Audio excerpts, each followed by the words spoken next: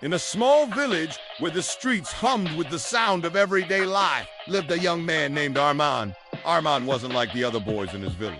While they spent their days working on the fields or playing sports, Armand found peace in silence. He'd spend hours sitting by the river, listening to the rustling leaves, the chirping birds, and the distant hum of life. Armand was a composer, yet he kept his compositions hidden. Why? Because the villagers didn't understand music like he did. They wouldn't appreciate his symphonies. They were all planning to enter. There would be bands, orchestras, and solo performers from every corner of the land.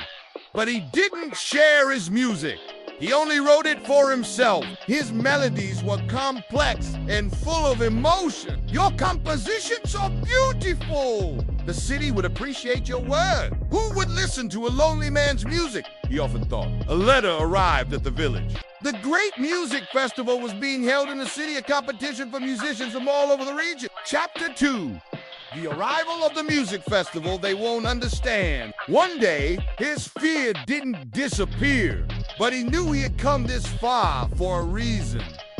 He couldn't turn back now. The villagers were excited, but Armand felt small. The music swirling around him seemed different, bold, fast, and full of excitement. But as Armand played, the music began to grow in complexity, like a stream turning into a river, winding through the landscape of his emotions. Each note carried the weight of his dreams, his doubts, his longing.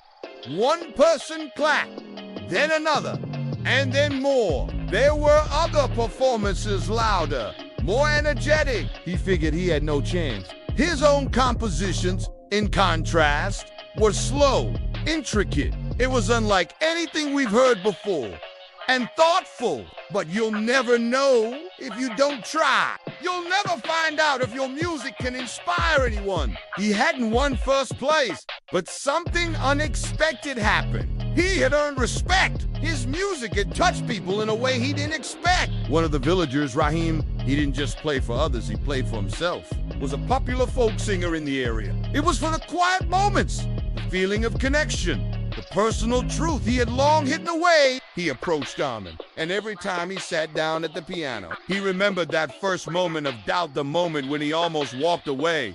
You should enter the competition. Armand hesitated. What if they didn't like his music?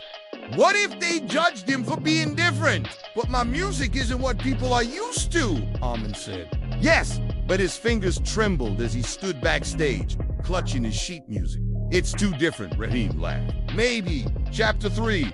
The dilemma, the day of the festival arrived. Armand stood in front of the grand auditorium, his heart pounding in his chest. He had registered. The hall was filled with confident musicians, each one dressed in elegant costume, tuning their instrument, ready to perform. He stood there, questioning everything. Was he making a mistake? Should he just walk away? A voice suddenly broke through his thoughts. It was Rahim. The hardest part is always the first step. Trust in your music. Trust in yourself.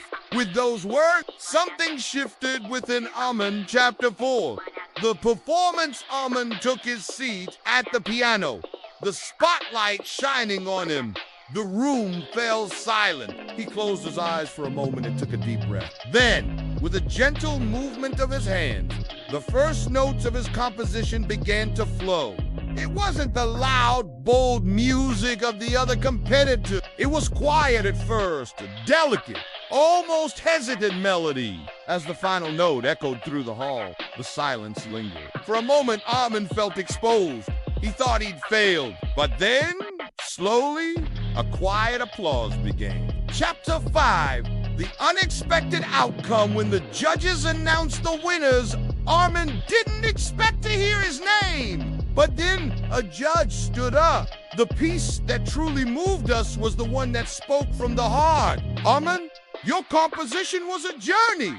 Armand stood there, stunned. Chapter 6, the real prize. After the competition, a man approached Armand. He was a renowned composer from the city. He had been one of the judges. I've never heard music like yours before. It's raw, emotional, and unfiltered. You need to share it with the world. Armand hesitated.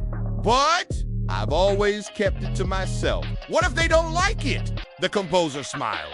It doesn't matter. The world doesn't need more of the same. It needs your music, your voice. For the first time, Armin felt something click.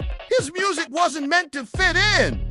It was meant to stand out. Epilogue. The music that never stops. Armin went on to compose many more pieces, each one more authentic than the last. His music wasn't for the critics. It wasn't for the applause. Years later, Armin became known as one of the most innovative composers of his time. But he hadn't. And that decision changed everything. Moral of the story, don't measure your worth by others' expectations. The world needs your unique voice. Don't hide it because it's different. The hardest journey is the one within. Trust yourself, even when you doubt. It's not the applause that makes you a success, but the courage to stay true to your own rhythm.